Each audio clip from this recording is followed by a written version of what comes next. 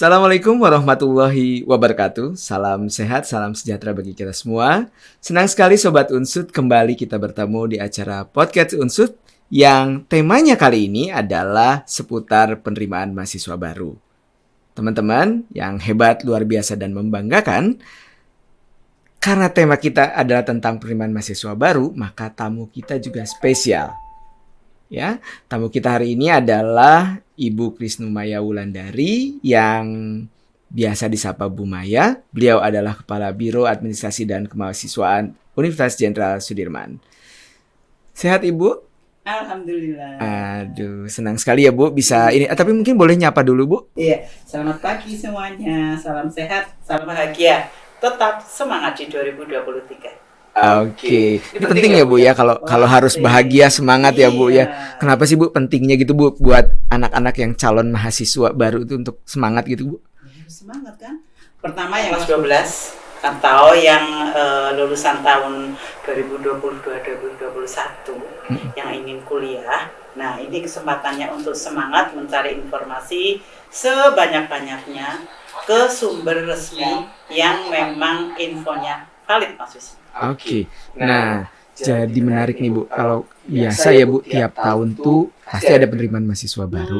Nah, kira-kira Bu, untuk tahun 2023 ini ada nggak sih Bu yang beda atau sama atau gimana Bu? Boleh sharing Bu? Boleh Mas Wisnu. Jadi untuk tahun ini justru bedanya banyak Mas Wisnu. Yang pertama dari pengelolaannya. Kalau dulu kan LTMPT, lembaga tes masuk perguruan tinggi.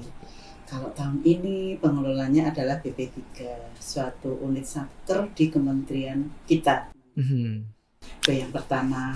Kemudian yang kedua bedanya itu penamaan.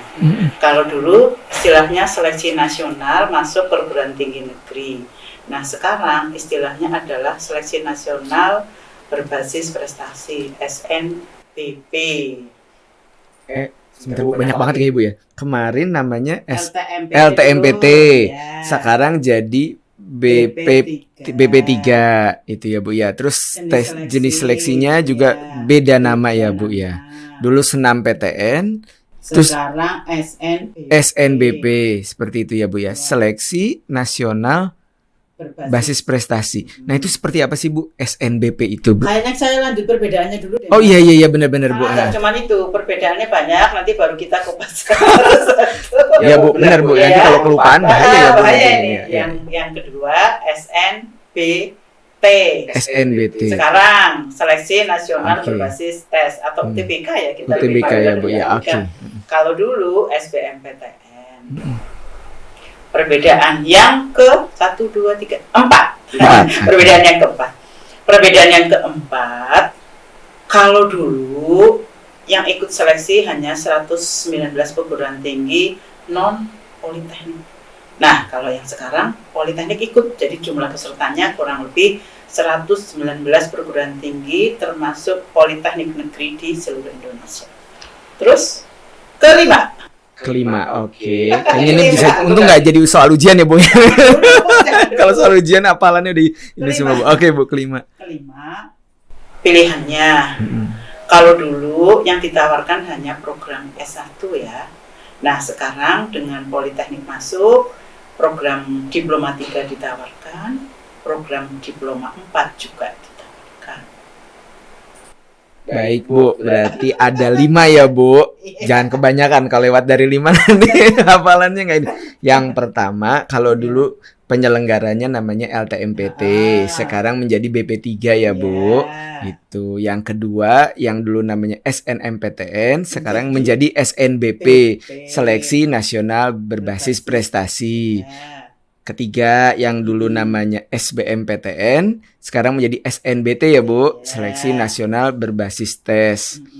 Keempat, jumlah PTN-nya ya Bu, yang itu terlibat menjadi lebih banyak ya Bu, dari 119 menjadi hampir dulu itu sekitar 80. Dulu 80-an, sekarang 119 dengan menambah politeknik negeri Indonesia. Dan yang kelima tidak hanya S1 tapi juga program diploma dan sarjana terapan ya Bu, D4 ya Bu ya. Oke. Ini menarik nih teman-teman. ada informasi yang baru, informasi yang berbeda, tapi apakah betul-betul berbeda atau kemudian ada kesamaannya? Kita akan lanjutkan kupas tuntas bersama Bu Maya di podcast ini.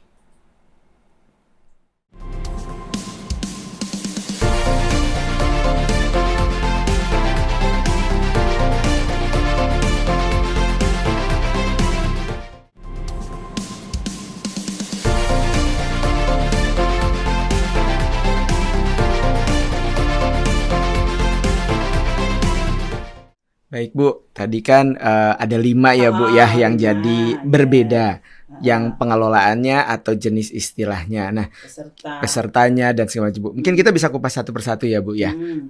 Kalau yang tadi pengelolaan mungkin kan itu manajemennya ya Bu ya, seperti itu. Nah, kalau buat calon mahasiswa itu mungkin yang mulai kita lihat yang kedua ya Bu. Kayaknya ini mulai ini Bu. SNBP sih yang kayak gimana Bu? Ya, jadi seleksi nasional berbasis prestasi itu mirip dengan kalau dulu itu SNMPTN. Jadi beberapa tahapan sudah lewat seperti pengisian PDSS, kemudian 40% SMA yang akreditasi A eligible sudah diumumkan, pendaftaran akun juga sudah lewat. Nah, sekarang tahapannya mulai tanggal 14 Februari adalah pendaftaran yang SNBP.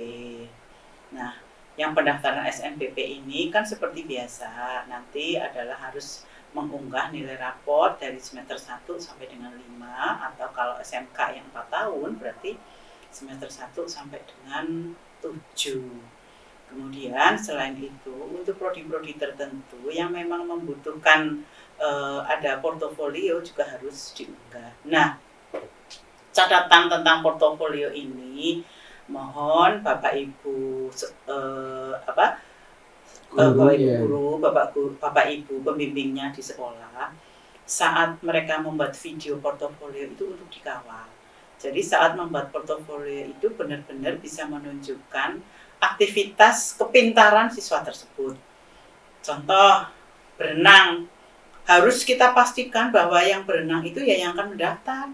Jangan memvideo berenang dari jarak jauh. Nanti saat kita akan menilai portofolio ragu, apa benar ya ini yang berenang itu tadi gaya kupu-kupu, gaya bebas itu anak itu gitu loh. Jadi kalau berenangnya ditunjukkan mulai dia melompat ke kolam sampai dengan dia selesai, kepalanya diperlihatkan kan, saat kayak bebas kan kepalanya miring tuh ngambil nafas juga harus kelihatan gitu. Ini menarik Bu, portofolio itu buat semuanya atau apa Bu? Nah ini tadi ini. Prodi-prodi, misal seni, olahraga, itu kan harus ada portofolio. Jadi ada memang program-program studi tertentu ya Bu ya, yang keolahragaan, kesenian yang memang mempersyaratkan harus ada portofolio ya Bu ya. Dan pengalaman selama ini komponen penilaian portofolio itu lumayan tinggi Mas Wisnu. Oke. 60%. Jadi 60% ini jangan dimain-mainin, tapi benar-benar bisa untuk menunjukkan, mengeksplor kemahiran siswa tersebut yang akan menuju ke prodi ini. Jadi menarik ya Bu, jangan sampai misalnya ini anak ini udah bagus luar biasa, tapi ketika ngerakamnya nggak bagus ya Bu, jauh, ini jadi meragukan, membuat orang ragu ya Bu ketika menilai ya Bu ya. Padahal sebenarnya anak ini yang memang entah itu dia main gitar, entah itu dia olahraga ya Bu ya, karena kualitas gambarnya itu kurang bagus, jadi tidak meyakinkan ya Bu. Nah ini terus tuh gimana Bu? Kalau yang selain itu karena di beberapa perguruan tinggi memang membutuhkan siswa-siswa yang berprestasi. Jadi alangkah baiknya selain raport, kemudian yang portofolio itu, kemudian diunggah juga nilai-nilai prestasi yang berprestasi gitu. Misal dia punya piagam apa. Tetapi yang diunggah di sistem itu jangan sertifikat keikutsertaan.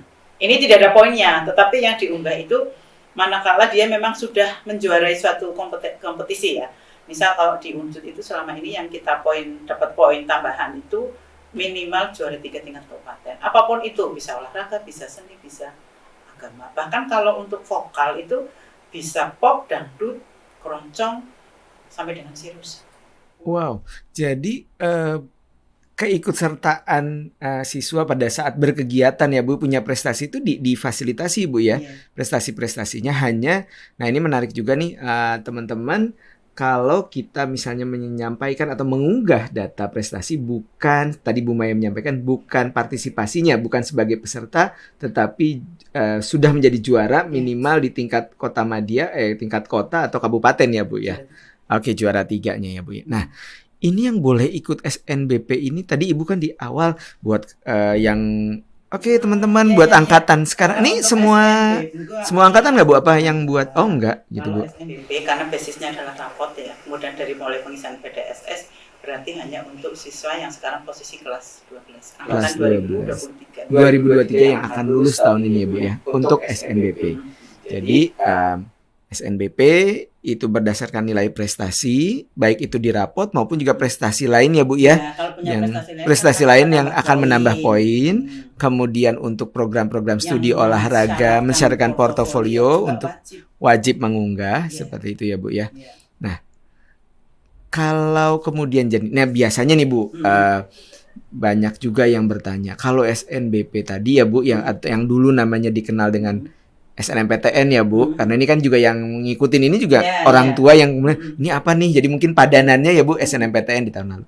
Itu kalau milih program studinya itu apakah harus sama bidang ilmunya, IPA ke IPA, IPS ke IPS, terus kemudian jumlah prodinya bagaimana tuh Bu? Seperti itu. Ada perbedaan nggak Bu? Ada. Kalau tahun ini Kementerian kita mengistilahkan merdeka bertanggung jawab terkait dengan pilihan prodi. Jadi memang merdeka bertanggung jawab menarik nih Bu. Merdeka bertanggung jawab. Merdekanya itu artinya begini Mas Wisnu, setiap peserta baik SMA maupun anak-anak SMK dengan latar belakang kelompok IPA, IPS, bahasa atau apapun yang di SMK kan sangat variatif ya. Beragam banget ya Bu ya. Beragam banget. Nah, itu boleh memilih program studi apapun. Tidak ada pembatasan. Itu istilah merdekanya. Jadi sudah tidak sekat-sekat. Anak IPS ya boleh milih IPA, IPA boleh milih IPS, kemudian anak bahasa boleh. Kebalikannya kayak gitu. Tetapi kalau kita mencermati yang dimaksud bertanggung jawab, artinya kita berpikir bahwa goal kita terhadap siswa atau orang tua terhadap anak kita menyekolahkan itu hanya diterima atau sampai mendapatkan ijazah. Kalau hanya sampai diterima, oke. Kan kita pertimbangannya nggak banyak. Tapi kalau sampai berpikir bahwa anak saya diterima di perguruan tinggi dan keluar di perguruan tinggi itu harus membawa ijazah. Artinya siswa kelas 12 dengan guru PA. Guru wali kelas ya Bu, bersama guru BK ya Bu ya. Kemudian dengan orang tua tetap melihat profil masing-masing program studi untuk melihat kira-kira kalau saya milih program studi A, materi pembelajarannya seperti apa, kemudian dengan dasar keilmuan bekal saya di SMA, kira-kira bisa enggak mengikuti program studi tersebut. Ini sih bukan larangan, cuma maksud saya menerjemahkan bertanggung jawab. Artinya dibebaskan, tetapi siswa juga harus mengenal dirinya ya Bu ya. Ibaratnya saya pengen masuk jurusan sastra Inggris, tapi dengar bahasa Inggris saja udah pusing. Jadi itu berarti memaksakan diri gitu ya Bu ya. Pengen jurusan matematik tapi ngelihat angka udah keburu pusing gitu ya Bu ya. Berarti harus bertanggung jawab apa yang diinginkan, juga dia tahu konsekuensi pada saat nanti kuliahnya seperti apa ya Bu ya. Karena saat nanti masuk menjadi mahasiswa itu tidak ada program matrikulasi kan. Jadi langsung ya Bu ya, running kuliah ya Bu ya. Kan harus segera menyesuaikan. Lah makanya ya betul kita harus melakukan evaluasi diri. Kira-kira dengan dasar SMA-nya seperti ini, saya bisa nggak? Masuk mungkin bisa ya Mas Wisnu, tapi kelangsungan mengikuti pembelajaran itu kira-kira bisa tidak. Karena kan ada beberapa prodi yang agak khusus ya. Misal ilmu komputer, teknik sipil, itu kan memang matematika fisikanya harus kuat kan? Iya. Nah, contoh seperti itu. Iya. Nah ini kan harusnya untuk menjadi pertimbangan tadi istilah bertanggung jawab ya, artinya diberikan kebebasan, tidak dilarang, tetapi anak-anak juga siswa yang akan mendaftar harus bisa menakar mengukur diri ya Bu ya. Itu yang pertama ya Mas. Okay. Kemudian yang kedua, kalau memilih satu prodi boleh program studi di perguruan tinggi manapun. Tapi kalau pilihannya dua, salah satunya harus di provinsi di mana dia bersekolah. Misal dicatat pada satu pilihannya harus perguruan tinggi negeri di Jawa Tengah. Kalau misalnya satu, ya SMA di Purbalingga. Pilihannya Undip, UNS atau di Unsud atau di Tidar, di UNES gitu ya Bu ya. Yang lainnya free gitu. Tapi kalau satu boleh di mana? Nah ini menarik Bu. Biasanya jangan sampai berarti jangan sampai kita keliru di awal ya Bu ya, saking semangatnya pengen berpetualang gitu ya, pengen misalnya dia di Jawa Tengah, milihnya di luar Jawa dua-duanya, berarti jadi ya, karena rambu-rambunya sudah seperti itu ya Bu ya. Tapi kalau hanya satu malah boleh. Malah boleh ya Bu gitu ya. Jadi kalau satu dimanapun di seluruh Indonesia, tapi kalau dua salah satunya harus ada di Jawa Tengah ya Bu. Dan harus di provinsi asal ya maaf Bu ya Mas, provinsi asal SMA-nya ya Bu ya, sekolahnya SMA atau SMK. Dan harus menjadi perhatian juga karena tahun ini kan tadi saya sampaikan diploma masuk, terus sarjana terapan ya Bu ya, di 4 ya Bu ya. Saya tidak mengatakan bahwa program-program studi itu tidak baik, enggak. Cuma manakala ada anak-anak kita yang mendaftar, harus diyakinkan bahwa dia mantap dengan pilihan tersebut. Karena apa Mas Wisnu? Nanti setelah diterima melalui SNBP ini, anak-anak sudah tidak bisa daftar lagi di SNBP. Jadi saat ini prodi ini harus benar-benar mantap, mantap, jangan hanya coba-coba. Nah ini menarik Bu. Jadi pertama tadi untuk pilihan program studi, salah satunya kalau dia memilih satu dia boleh dimanapun. Namun jika memilih dua, karena maksimal dua ya Bu tadi ya, salah satunya harus ada di provinsi yang sama dengan sekolahnya ya Bu, SMK, SMA maupun madrasah aliyah. Nah terus yang kedua ada yang tadi karena ada pilihannya ada digabungkan sekarang ya Bu ya, ada yang S1, D3 dan diploma 4 atau sarjana terapan. Maka ini jadi pilihannya agak berbeda ya Bu. Jadi di daftar pilihan itu nggak dipisah-pisah lagi ya Bu ya. Oke, ini menarik nih Bu. Baru nih ini benar baru. Iya Bu, gimana Bu? Maksud saya gini, saat milih prodi apapun harus sudah mantap. Karena saat diterima itu sudah nggak bisa lagi, walaupun dia tidak registrasi, dia udah nggak bisa daftar di yang SNBT ya Bu. Jadi misalnya pengen nyoba, pengen nakar nih, saya pengen milih prodi A gitu, padahal sebenarnya dia nggak terlalu kepengen banget ya Bu ya, tapi pada saat dia terima, saya nyoba lagi deh, saya mau pengennya yang lain lagi, bisa akan terkunci akunnya, kan saya nggak registrasi Bu. Iya, tetap akan terkunci akunnya. Terkunci ya Bu ya. Jadi karena kan bukan dasar registrasi tapi dasar diterima. Dasar diterima ya Bu ya. Berarti ini menarik nih teman-teman, rekan-rekan yang akan mau mendaftar, semua pilihan program studi itu baik. Mau diploma, mau sarjana, tentu itu punya keandalan masing-masing. Tetapi kita tidak boleh kemudian tidak mempertimbangkan semua, karena tadi yang disampaikan oleh Bu Maya, bahwa ketika kita sudah memilih dan diterima, maka kemudian kita tidak bisa lagi mendaftar meskipun kita tidak meregistrasikan diri di perguruan tinggi atau program studi tersebut. Nah, teman-teman, sebelum kita lanjut mengenai SNBT ya Bu ya. Nah, ini harus masih keselio ya. Kita akan kembali lagi bersama podcast Unsud tentang SNBT yang dulu namanya adalah SBMPTN.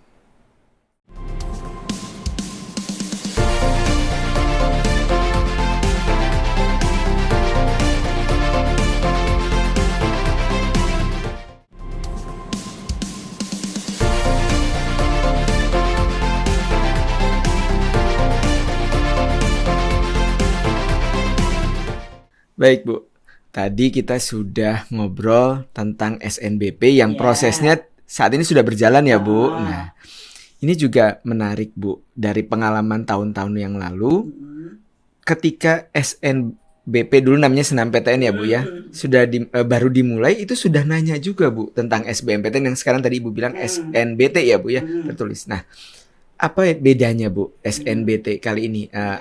Apakah juga tadi yang apa istilahnya Bu, merdeka bertanggung jawab atau kemudian atau gimana Bu? Iya. Sama. Pertama dari pendaftaran akun. Jadi tolong bagi siswa-siswa kelas 12 yang belum mendaftar akun untuk segera mendaftar karena sudah dibuka dari kemarin mulai 16 Februari sampai dengan 3 Maret. Berarti yang kemarin nggak yang tidak eligible, yang belum kesempatan ya Bu, yang nggak eligible sekarang sudah bisa mendaftar akunnya ya Bu. Oke. Kemudian bagi angkatan 2022 dan 2021 yang ingin mendaftar SNBT tetapi yang bukan diterima di SNMPTN tahun tersebut. Oh jadi khusus ya Bu, ya meskipun boleh kakak kelas ya yang sudah lulus ya Bu, gap year-nya. Sudah lulus, tapi tahun 2021 atau 2022 sudah diterima, tidak boleh mendaftar lagi di SNBT tahun ini. 2023 ya Bu ya. Tapi mereka diperbolehkan bagi yang belum diterima. Yang belum diterima. Nah syaratnya harus membuat akun lagi. Akun yang kemarin sudah nggak bisa dipakai. Karena tadi yang pertama karena sudah berubah pengelolanya. Pengelola ya Bu ya, dari LTMPT menjadi BP3 ya Bu ya. Untuk pilihan nah gimana Bu? Jangan bicara pilihan dulu. Okay. Saya hanya mengingatkan terkait jadwal-jadwal. Jadi mohon diperhatikan tanggal 16 sampai dengan 3 Maret ini tolong dimanfaatkan sebaik-baiknya. Karena sudah tidak ada perpanjangan lagi pendaftaran akun gitu loh. Karena kejadian berulang, ada siswa yang nanti saat mau mendaftar SNBT atau dulu UTBK SNBT ternyata mereka belum punya akun. Jadi jangan sampai, oh ya ini menarik sekali. Jangan sampai belum punya akun tiba-tiba kepengen daftar gitu loh. Jadi kalau saya mending punya akun walaupun sekarang belum kepengen mendaftar. Kan siapa tahu besok lusa bulan depan terus pengen daftar ya Bu ya. Jangan sampai kemudian anaknya misalnya potensi untuk diterima tapi tidak bisa mendaftar karena tidak punya akun ini ya Bu ya. Tanggal 16 Februari sampai tanggal 3 Maret. Itu tuh pukul 15.00.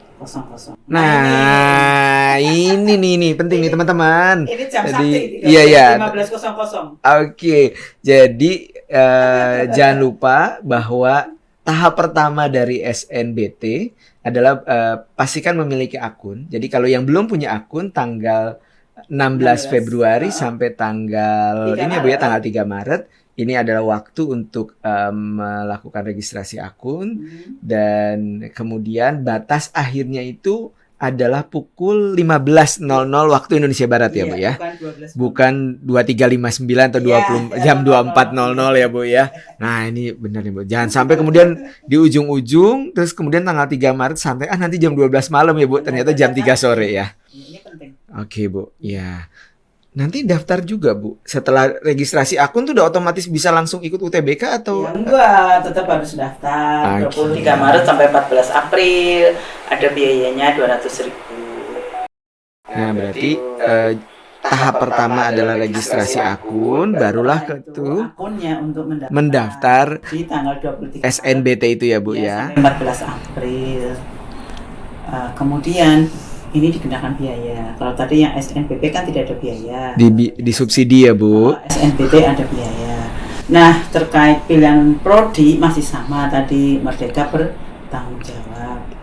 Masih dibebaskan. Dibebaskan ya Bu ya. Nah, perbedaan lagi adalah di materi ujiannya. Jadi kalau untuk SNBT tahun ini yang diajukan adalah hanya tes skolastik, tidak ada materi mapel.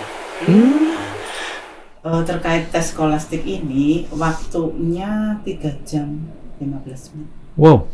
3 jam 15 menit itu kan waktu yang lama. Betul Bu. Jadi kalau saya sih menghimbau bagi yang memang niat tahun ini ingin mendaftar di SNBT dari mulai sekarang mencoba latihan mengerjakan soal-soal skolastik yang sebetulnya di laman atau portalnya BP3 sudah disediakan. Ada contohnya ya Bu ya. Contoh soal pengerjaannya itu. Kemudian yang berikutnya terkait dengan fisik ini harus benar-benar disiapkan. Mengikuti ujian jam pertama dengan 3 jam berikutnya pasti kondisi fisik kita maupun psikis kita sudah sangat lelah. Nah ini yang harus dipersiapkan dari awal. Orang tua mengawal bagaimana anak-anak kita itu saat mengikuti ujian SNBT itu kondisi fisiknya benar-benar fit. Jadi kalau saya sih menghimbau lebih baik kita mendaftar ke perguruan tinggi terdekat untuk ujiannya.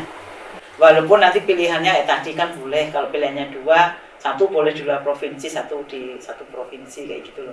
Jadi kalau UTB ya SNBT itu ya UTBK SNBT itu boleh milih sama dengan tadi di ini ya Bu ya. 2 pilihan ya Bu. Tapi Maksimal. Artinya yang satu harus tadi di salah satu di provinsi ya Bu ya. Tapi kalau hanya satu pilihan berarti free. Nah, kemudian yang harus diingat juga bahwa urutan pilihan prodi adalah urutan skala prioritas. Jadi jangan main-main saat milih program studi. Nah, kemudian tadi kondisi fisik dan psikis benar-benar harus dipersiapkan. Makanya saya menghimbau kalau yang sekitaran Purwokerto, ya udahlah tesnya di sini aja. Kalau memang mau di Jogja Semarang silahkan, tapi orang tua harus pastikan bahwa anak ini menginap lah gitu, menginap di Semarang, di Jogja gitu. Jadi ada waktu istirahat ya Bu ya. Betul, istirahat, makan pagi, jangan lupa gitu, vitamin dan sebagainya. Karena barangkali nanti bisa jadi anak kita gugur bukan karena dia nggak pinter, tapi gugur karena fisiknya yang nggak kuat 3 jam 15 menit mengerjakan soal tanpa jeda.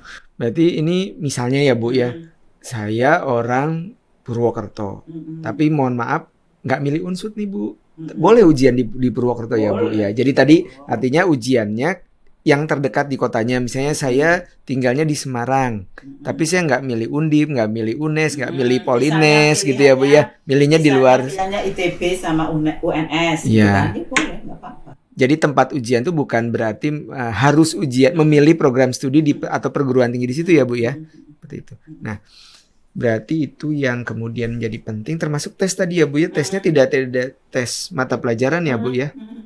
Semacam skolastik ya Bu ya. Dan tes nalar gitu ya Bu ya, kayak literasi itu ya Bu ya. Ya, literasi bahasa Indonesia, literasi bahasa Inggris.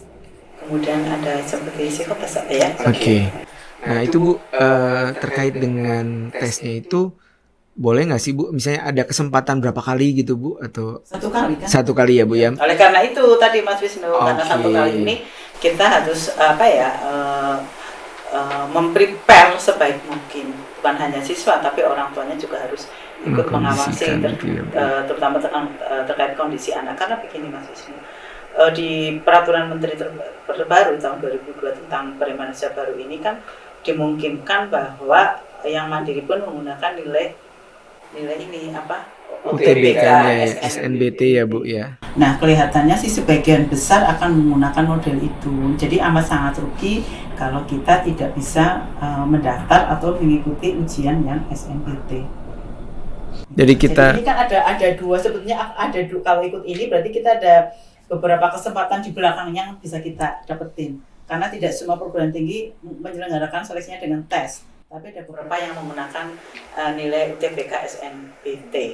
Jadi dengan nilai tersebut itu dimungkinkan untuk dijadikan bagian atau proses seleksi kalau di seleksi mandiri di masing-masing PTN ya Bu ya. Kalau yang nasional nggak lolos kan pasti larinya ke mandiri. Nah kita kan sudah punya modal nih, sudah punya nilai di SNBT. Makanya kalau saya serius nih, harus dipersiapkan dengan serius, baik latihan mengerjakan materinya maupun menjaga fisiknya. Karena tadi 3 jam ya Bu, lumayan juga ya Bu. 3 jam 15 menit. 3 jam 15 menit ya Bu. 3 jam 15 menit. Berarti iya ya, berarti ya lumayan ya Bu, kalau berangkat mulainya jam 7 ya jam setengah 11, mulainya jam setengah 1 ya mulai jam 7 running ujian, tapi jam 6.15 sudah di lokasi ujian kan. Oke. Ya, jadi meskipun ujian, nah ini menjadi penting nih teman-teman nih. Jadi meskipun ujiannya itu tidak hanya ujiannya 3 jam setengah, tapi kita jangan sampai datang ke lokasi itu benar-benar 5 menit sebelumnya ya Bu ya, itu meresikokan nanti deg-degan, keringetan dan segala macam, hilang konsentrasi ya Bu ya. Lebih baik 1 jam sudah ada di tempat, sudah bisa memastikan bahwa yang dituju itu benar-benar lokasi tempat kita ujian. Jangan sampai ketika datang ya Bu ya. Memang sering terjadi. Ternyata ada kejadian juga Bu. Kejadian setiap tahun pasti ada. Ternyata udah hujan pagi-pagi, ternyata lokasinya keliru, yang antar sudah pergi. Apalagi bukan di daerahnya ya Bu ya. Apalagi dia bukan asli sini, misalnya. Iya Bu. Selalu berulang setiap tahun.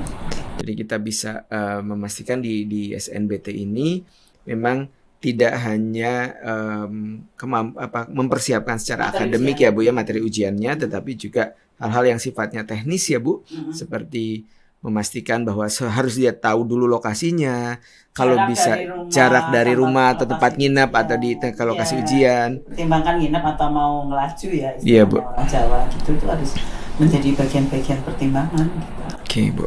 Nah, kalau untuk program studi tadi kan Ibu sampaikan untuk SNBP itu ada pilihan D3, D4 atau S1. Apakah itu juga sama? Sama berlaku juga ya, Bu ya? Sama berlaku juga di yang SNBP. Jadi ya itu tadi, makanya 5 ini tadi 5 perbedaan kan saya sampaikan di awal, karena itu antara lain yang diploma dan sarjana terapan sudah masuk di seleksi nasional. Kalau dulu kan tidak, kan seperti itu. Oke, baik Bu, ini menarik sekali karena memang di dalam ujian tes itu pertama ya Bu, berarti waktunya maaf Bu, berarti tidak ada lagi yang istilahnya ujian kelompok IPA IPS atau campuran ya Bu, gitu ya, atau dulu Saintek Soshum ya Bu ya. Bebas semua karena sekarang ada merdeka dan bertanggung jawab. Mereka bertanggung jawab. Berarti yang kedua, soalnya tidak lagi bicara tentang soal mata pelajaran, tapi tes potensi skolastik, penalaran, dan literasi ya Bu, baik bahasa Indonesia maupun bahasa Inggris. Lalu kemudian memilih program studinya itu bisa 2, tapi lokasi ujiannya tidak harus memilih di perguruan tinggi yang pilihan dituju ya Bu. Jadi memberikan kebebasan.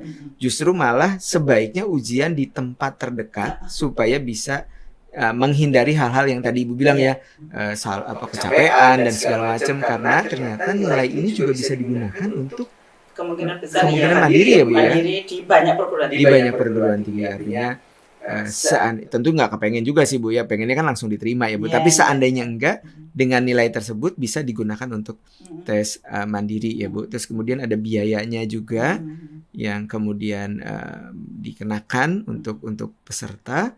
Dan pilihan program studi itu selain diploma 3, diploma 4, selain S1 ya Bu ya, sekarang juga ada D3 dan D4 ya Bu ya, atau sarjana terapan.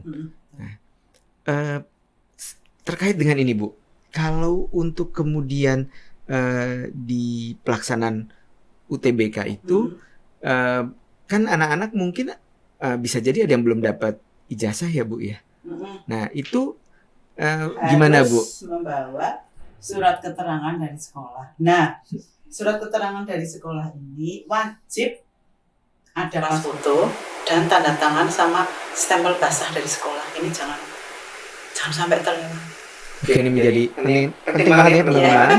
Jadi yang disampaikan Bu Maya, dokumen ini jangan sampai pada saat ujian nanti, untuk khususnya untuk kalau kelas yang sudah gap year berarti kan membawa ijazah ya,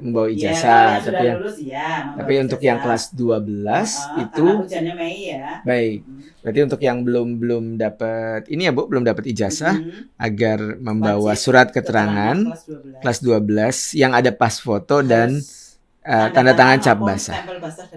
Baik Bu. Nah, oke, menarik nih informasinya dari Bu Maya yang tentunya ini akan menjadi sebuah pemahaman, dan ini juga bisa diakses ya Bu, informasinya ini ada di websitenya saya tadi ngeliat tulisannya masih agak panjang ya Bu, belum hafal Bu ya. snpmb.kemendikbud.go.id ya. SNPMB ya Bu, SNPMB .bppp P-nya 3 kali ya Bu, Kemdikbud.go.id. Bisa juga lewat Facebook, Instagram, YouTube. Jadi ada ya Bu ya media sosial selain websitenya, dan informasi itu kuncinya itu snpmb.bp3. Oke, snpmb.bppp.kemdikbud ya. Facebooknya, Instagramnya. Jangan sampai mencari informasi yang kurang bertanggung jawab ya. Jadi karena menarik sekarang merdeka bertanggung jawab ya Bu ya. Oke. Baik, luar biasa untuk teman-teman semua yang informasi mengenai sesi kedua kita tentang SNBT. Dan jangan kemana-mana dulu, karena kita akan membahas salah satu yang menarik, bahwa pemerintah itu akan bukan akan sebenarnya. Pemerintah pastinya akan memfasilitasi mereka-mereka yang punya potensi besar, luar biasa, tetapi mungkin membutuhkan dukungan finansial. Kita ikuti istilah yang satu ini.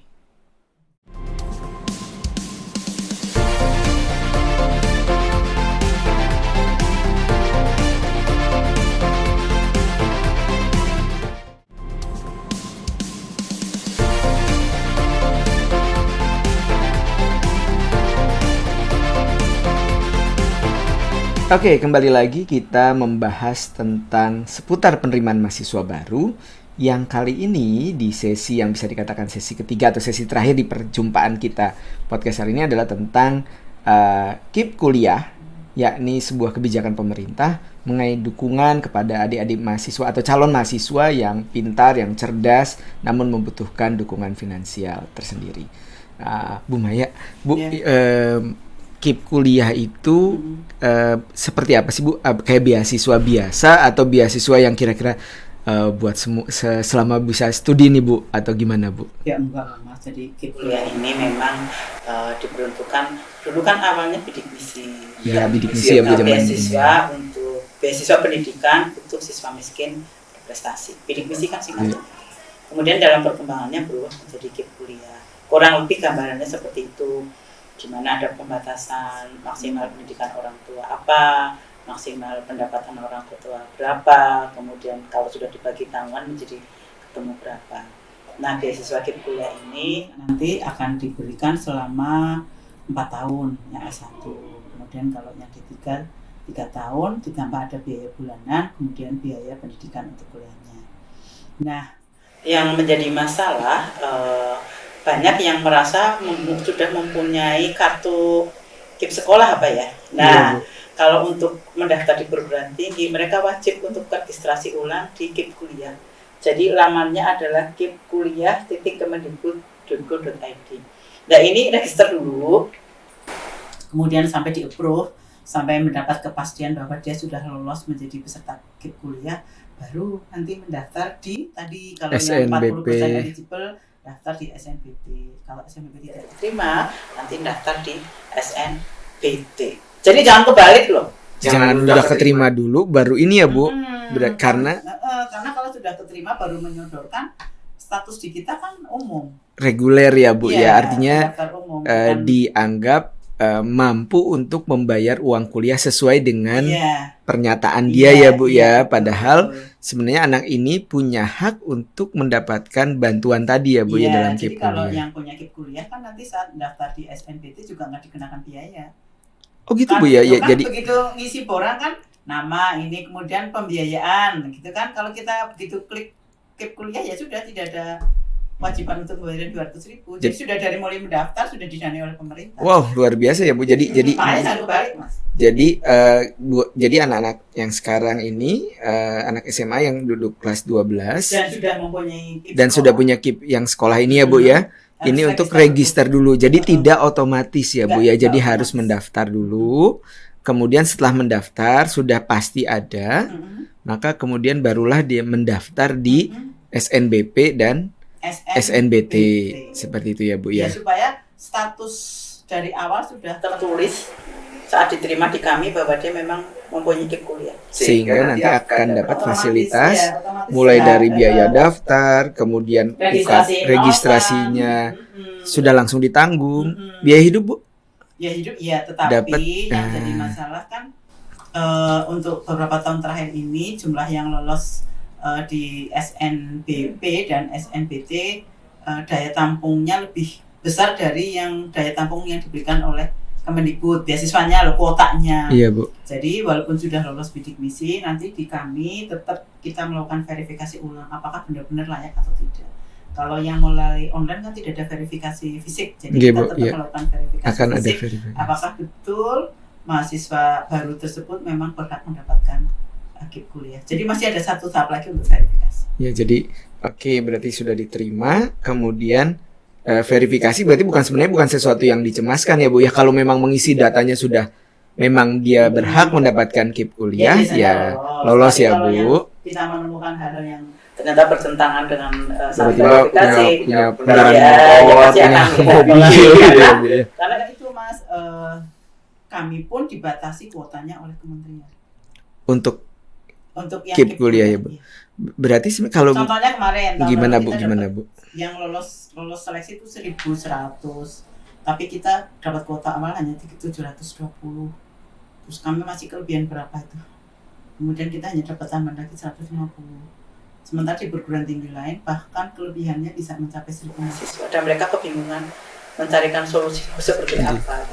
Berarti jadi sebenarnya kalau keep kuliah sebenarnya berlaku dari SNBP, SNBT, bahkan mungkin mandiri Bu ya, selama kuotanya ada ya Bu. Tapi kalau untuk pengalaman Ibu ya, kita kelebihan kuotanya ya Bu ya, artinya yang kurang Bu kuotanya, artinya kelebihan yang diterima kuota dari kementerian sedikit. Iya, jadi artinya secara filosofis itu memungkinkan untuk sampai seleksi mandiri. Tapi pengalaman-pengalaman kemarin, khususnya di kita ya Bu, di Unsud itu bahkan sampai yang lolos prestasinya sudah habis ya Bu ya, bahkan ada yang belum ya Bu. Kelebihan. Jadi kita harus minta tambahan lagi dan belum tentu tambahan itu dapat dipenuhi oleh kementerian. Nah, kalau misalnya Bu, anak ini pinter Bu, kalau lolosnya berarti kan insya Allah pinter ya Bu, dia mampu lolos seleksi dan diterima.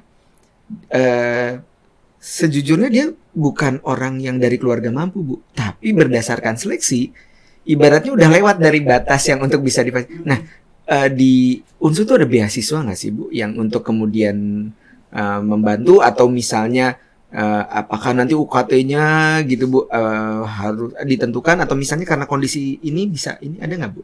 Ya jelas lah, nanti ada pertimbangan khusus. Tapi manakala beasiswa dan pembayarannya nanti akan ada tawaran saat dia sudah menjadi mahasiswa. Kalau masih sudah mahasiswa ya, jadi sesudah menjadi mahasiswa. Jadi kalau sebelum mahasiswa ya berlakunya mau begitu dia di database di kita akan ketemu ada pembiayaan. Pembiayaan sekian juta harus dibayar segitu. Tapi dalam perjalanannya kalau ada perubahan pendapatan atau ternyata nanti dia bisa mengajukan beasiswa yang banyak, di kita kan banyak juga, ya boleh mengusulkan asal sudah jadi mahasiswa. Kalau ya, mau registrasi kan belum jadi mahasiswa. Jadi setelah registrasi berarti mulai semester 2 Bu ya, sudah ini. Tadi menarik Bu, perubahan pendapatan ya Bu. Misal artinya Unsewu ya Bu, ketika masuk jadi mahasiswa Unsud misalnya kondisi keuangan keluarga insya Allah mapan. Tiba-tiba ada hal yang di luar ini. Biasanya yang akomodir itu, yang paling jelas itu orang tua meninggal, pensiun, PHK. Karena kondisi finansial itu kan jelas ya Bu ya. Nah itu boleh nanti tapi setelah menjadi mahasiswa. Setelah mahasiswa ya. Jadi menarik sekali teman-teman, bahwa pemerintah memfasilitasi dukungan pembiayaan buat yang secara kondisi finansialnya khusus mendapatkan atensi tersendiri melalui KIP Kuliah. Dan pastikan untuk meregister terlebih dahulu di laman yang tadi disampaikan, barulah kemudian mendaftar di SNBP maupun SNBT, karena mekanismenya ya Bu ya, mekanisme pembiayaannya kalau dia mendaftar ke apa Bu istilahnya ke KIP Kuliah setelah masuk berarti ya posisinya tetap reguler ya Bu ya, bukan KIP Kuliah ya Bu. Seperti itu ya. Nah, ini Bu, terakhir Bu sebelum ini, pasti biasanya nih Bu tiap tahun. Ini juga tadi ada yang bilang, ada yang WA juga Bu. Tipsnya gimana sih supaya nggak keliru milih program studi? Ya, jadi yang pertama ya pokoknya ini kan banyak hal baru. Jadi tolong semua informasi terkait penerimaan mahasiswa baru tahun 2023 itu dibaca dengan cermat, dari mulai tata cara, persyaratan, kelengkapannya, kemudian yang SNBP seperti apa, yang PT seperti apa gitu. Jangan belum membaca tapi sudah keburu mengisi dulu. Kemudian yang kedua tadi pokoknya tetap, karena tadi ya bilang prodi kan merdeka bertanggung jawab, saya ulang lagi, tetap mengukur diri kita, kemampuan kita, evaluasi diri, kemudian kita memilih program studi yang prediksi kita bisa diterima dan bisa lulus. Jadi hanya targetnya itu jangan hanya sekedar aku yang penting masuk dulu, nanti dalam perjalanan kuliahnya belakangan, jangan. Tapi dari awal kita sudah tahu, oh iya saya akan menghadapi medan seperti ini. Ibaratnya orang berperang udah siap pelurunya gitu loh Mas. Pelurunya, fisiknya, kemudian persiapan makan, transportasinya itu sudah kita siapkan bekalnya semua. Nah sekarang kalau maju medan perang, lah yang penting aku sehat, bahasa Banyumas ya. Yang penting aku manis, yang penting aku sehat. Ya kayaknya enggak deh. Karena ini jadi jangan salah fokus memilih prodi hanya karena dibebaskan sebebas-bebasnya. Berarti kuncinya harus baca ya Bu, harus buka websitenya juga yang tadi snpmb.bpppp.kemdikbud.go.id. Teman-teman, itu luar biasa sekali. Kita harus literer, kita harus cerdas membaca, cerdas memahami informasi dari sumber-sumber yang dipertanggungjawabkan, dan harus juga ngecek ke website masing-masing PTN ya Bu ya, karena bisa jadi aturan berbeda ya Bu ya. Misalnya ada program studi yang kemudian mensyaratkan A, di ini tidak. Jadi harus melihat kalau saya mau milih di perguruan tinggi A, maka saya harus buka website PTN A ya Bu. Supaya kita tahu profilnya. Ya supaya kita tahu medan perangnya. Medan perangnya ya Bu. Ya jadi jangan sampai katanya tapi kita betul-betul harus tahu informasinya. Ini luar biasa banget Bu. Waktu yang saya tahu banget nih Ibu dari waktunya biar bisa kita ngobrol nih udah padat banget ya Bu. Tapi bisa meluangkan waktu. Ya, dan ini tentunya semangat kita ya Bu di Unsud ya untuk mendapatkan mahasiswa-mahasiswa baru generasi masa depan. Dan memberikan informasi yang edukatif. Iya. Baik, Bu Maya, terima kasih, dan teman-teman semua Sobat Unsud, terima kasih sudah bersama kita selama kurang lebih 1 jam ini di dalam podcast seputar penerimaan mahasiswa baru, di mana hari ini kita mendapatkan informasi yang luar biasa tentang SNBP dan SNBT. Tidak mengurangi kesempatan lain, dan pastinya kita akan ketemu lagi di momen-momen mungkin yang mandiri ya. Nah, itu udah ada bocoran nih dari Bu Maya nih tentang ini. Baik, terima kasih Ibu, sehat selalu.